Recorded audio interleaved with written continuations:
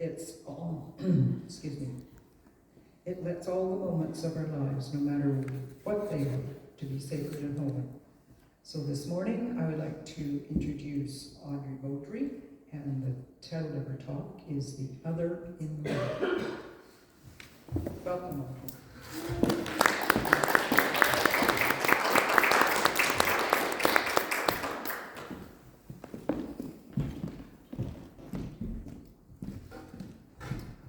Thank you, Mardell. How was the sound?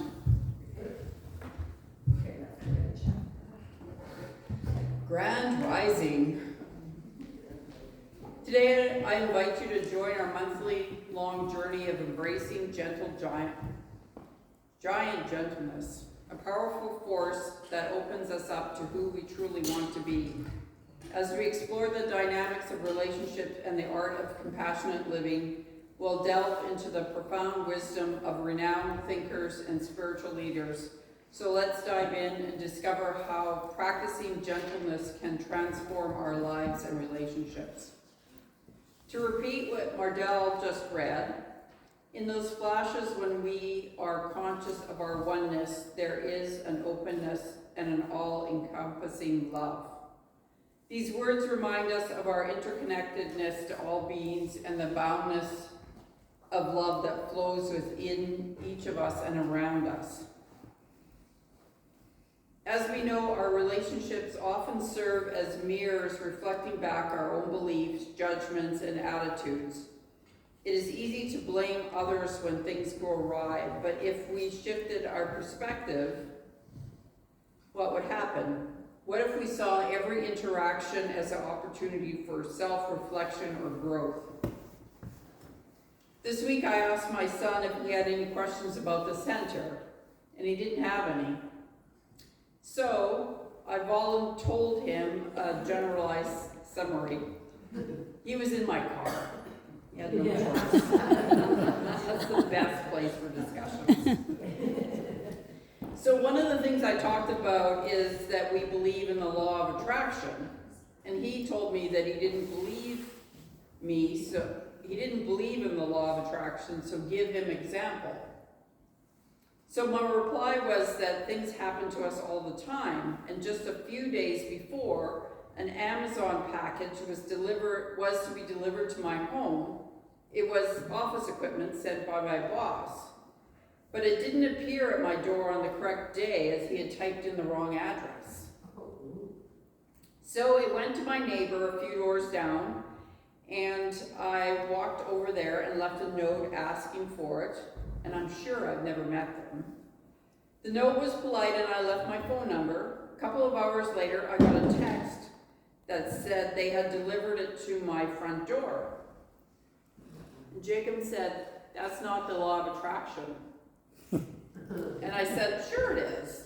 I got a piece of equipment I actually ordered by someone else who paid for it, by asking for what I wanted, and I had a stranger deliver it to me when I didn't ask."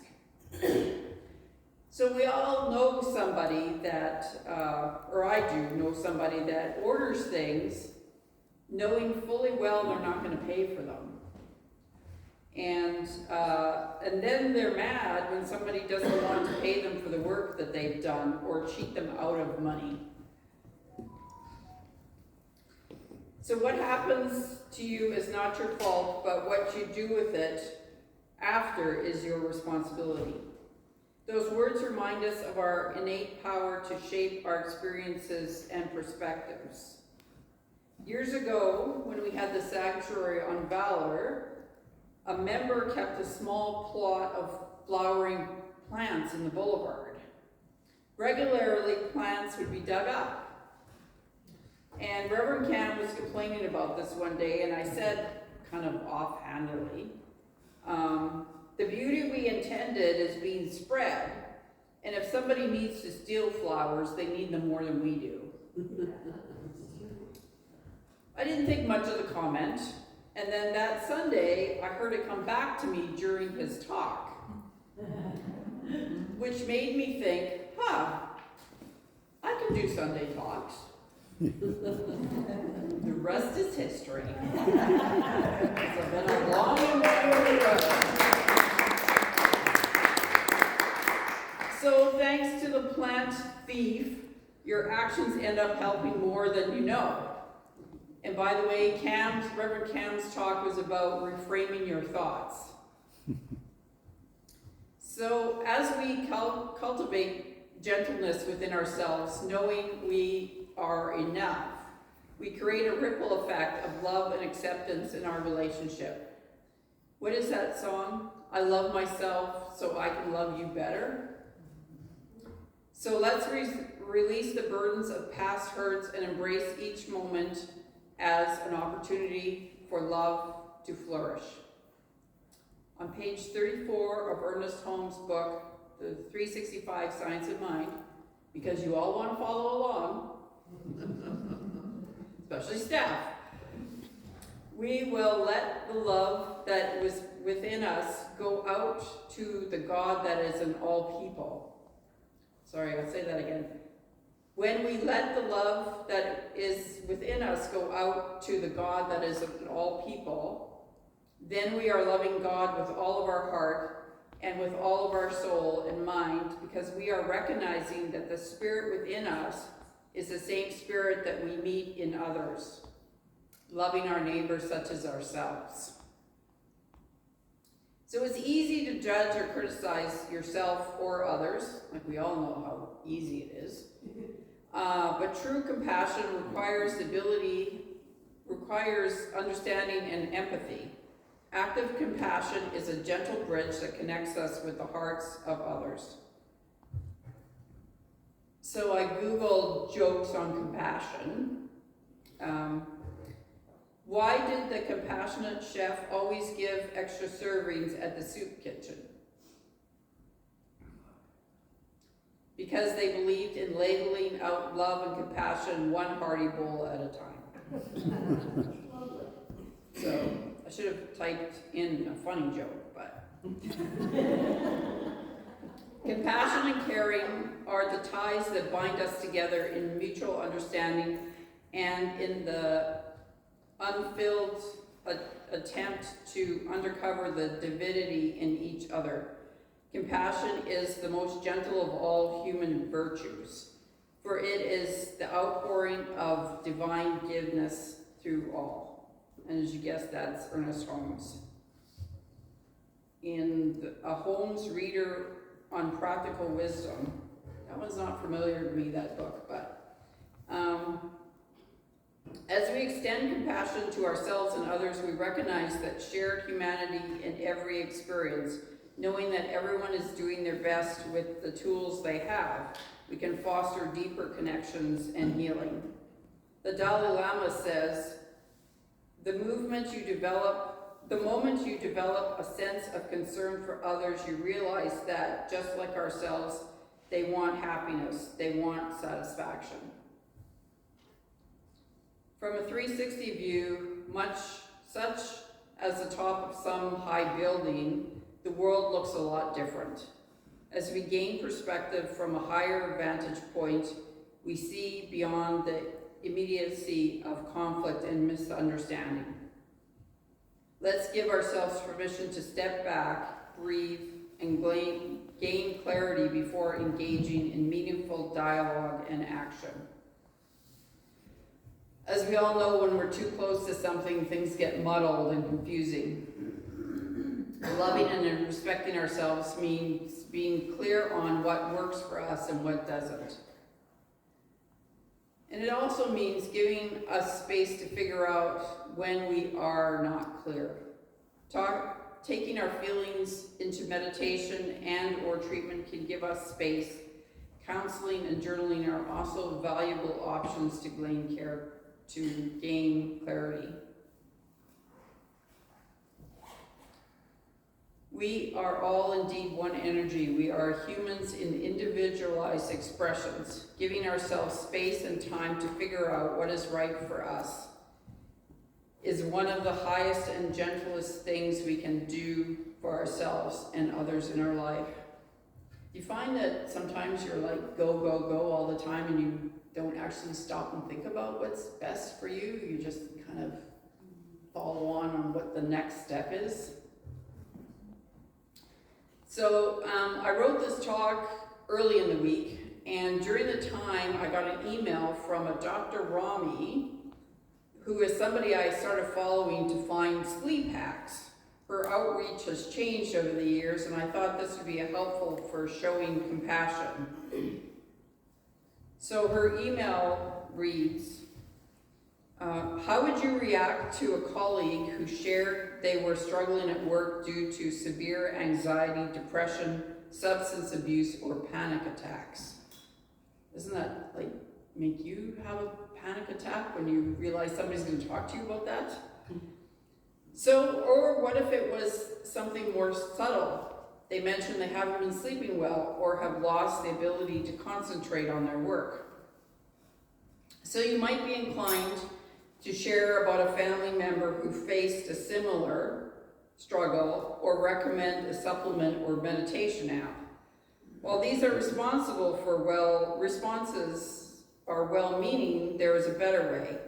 When a team member is open up to you, try this. Number 1. The first few are like quite easy. Actually, none of them are really all that hard, but take a moment to pause and recenter yourself. Change the state of your brain to calm. In your control, right? Put down your phone and look away from your computer screen. Focus on your colleague in front of you. Signal them to take a few deep breaths with you. Listen with your heart, not your operational mind. Because my mind is like, how do I solve this, right? Thank your colleague for opening up to you. Then ask, how can I help? And after they give suggestions, say, I am here and I care. You don't need to have the answers at all. You just need to listen. Empathetic listening is considered a crucial skill in the foundation of creating a culture of caring and belonging. This email was to managers. If the mental health crisis heightens, you can prepare for the situation like this by A, familiarizing yourself with company policy concerning employees who may be at risk of self-harm or harm to others, and be ready with quick access to your EAP and mental health services. Take the time to walk your colleague through logging onto the website or calling a particular phone number. This is a fact. I think a lot of us know this. When you send a vulnerable colleague to the head of HR, they are less likely to get help for fear of losing their jobs. And following up, they trusted you with sensitive information, so continue to check in with a colleague and see if there are other ways you can assist them in getting support or treatment. You don't have to ask for details, just ask, did the resource I sent you help?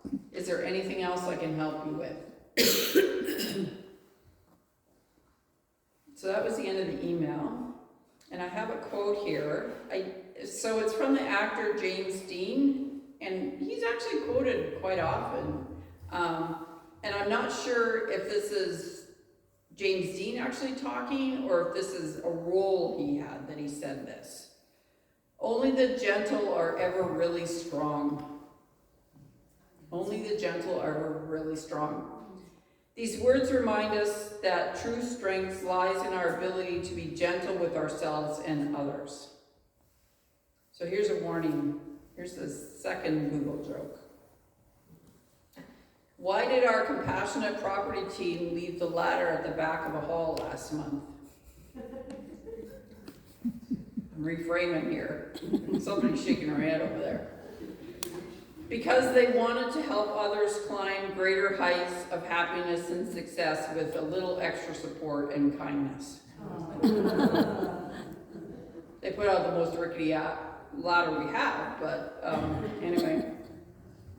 So a conclusion and call to action. As we conclude our exploration of gentle giantness,